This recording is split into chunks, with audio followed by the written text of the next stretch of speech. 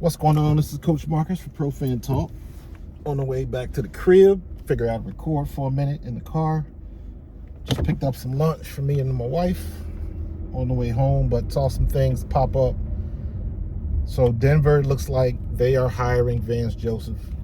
So that puts a little bit more pressure on the Eagles to get a deal done with a defensive coordinator before the draft hits. So, and not necessarily the draft, the NFL Combine.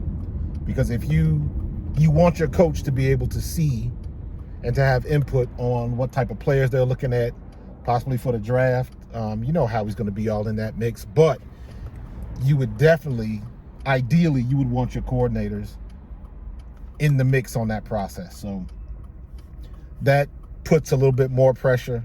I was hoping we would get Vance Joseph, but I saw the report that said he was, Denver and the Eagles, they were pretty much on equal ground.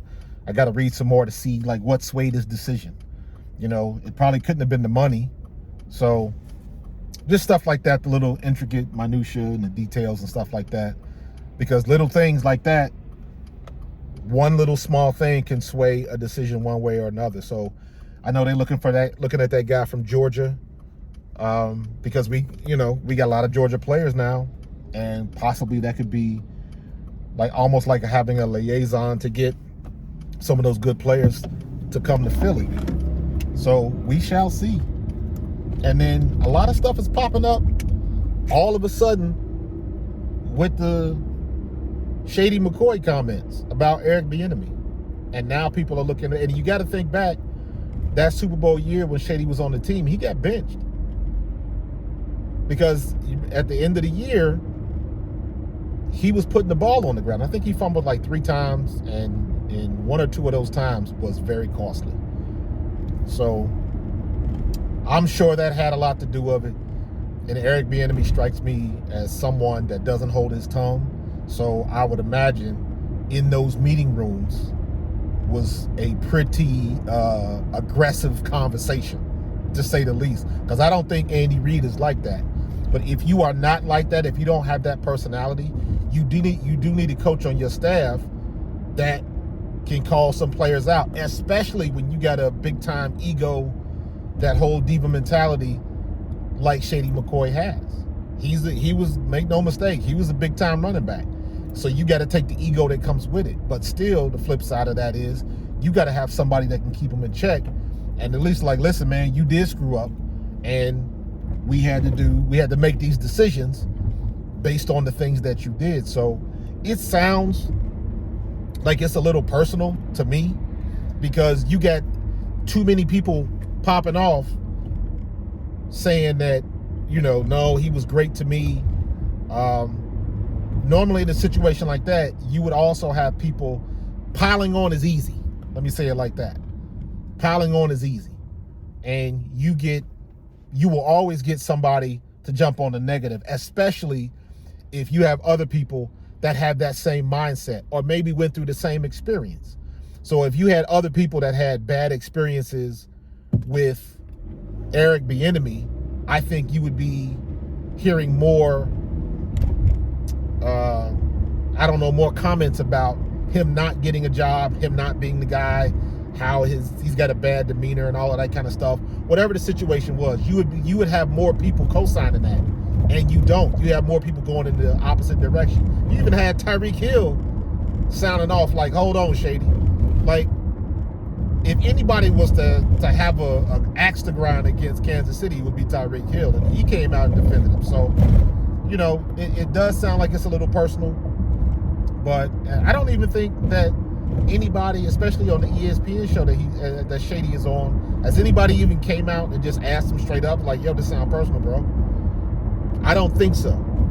Whether he would, spill the details or whatever, I don't know, but still somebody should call him. I don't know what the deal is with Shady. The situation sounds very personal to me. Some more, information will come out eventually, but it does put Eric Bieniemy in a weird situation, because he's going to Washington, Washington is not in a very good situation right now. They are still rebuilding because they don't know what kind of quarterback they have. They got a good defense. That's about it. So they got some pieces on offense, but do they have enough to get them over the hump? And is Eric Bieniemy going to be creative enough to get them over the hump? So we'll find out. But that whole situation is, I don't know. Is it sour grapes?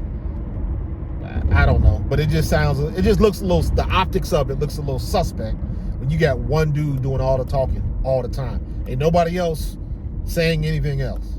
Nobody. And until now, there's plenty of other people that have spent more time with Eric Bieniemy than Shady McCoy. So that's why I believe it's kind of a personal axe to grind, a little bit sour grapes, because you remember when he went to the Super Bowl, they deemed him inactive. They didn't even play him. So when you got a weapon like Shady McCoy, and he was still good, it wasn't like he had just fallen off. Shady McCoy was still productive. But as a running back, and I will say this from personal experience, when you are a running back and you put that ball on the ground, all bets are off. I don't care how good you were for a certain period of time. If you keep putting that ball on the ground, eventually they're going to get enough of it. They're going to get enough of it, and they got to make a move. So we'll see what happens with that, but very interested to see what the Eagles do before the combine hits for their offensive and defensive coordinators. I'm very interested to see what the Eagles do in regards to Miles Sanders. Are they going to try to keep him? Are we going to see what Kenny Gainwell and Trey Sermons can do? I like Trey Sermons. I want to see what the dude can do when you give him the rock, but it all depends on who we get as offensive coordinator.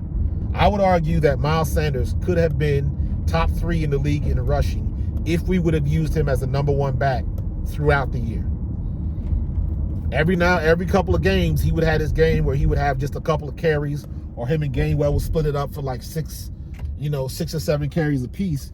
And every time we used him like a number 1 back and fed him the ball like 15, 16 times or whatever, he produced. So I wouldn't mind seeing Miles Sanders. On the other side of that, I wouldn't mind seeing Trey Sermons and Kenny Gainwell like a 1-2 punch. So, but all of that is going to depend on who we get as coordinator. So we got a lot of ground to cover, a lot of stuff coming up. We got XFL playing tonight. They got a Thursday game, so I'm interested in seeing that.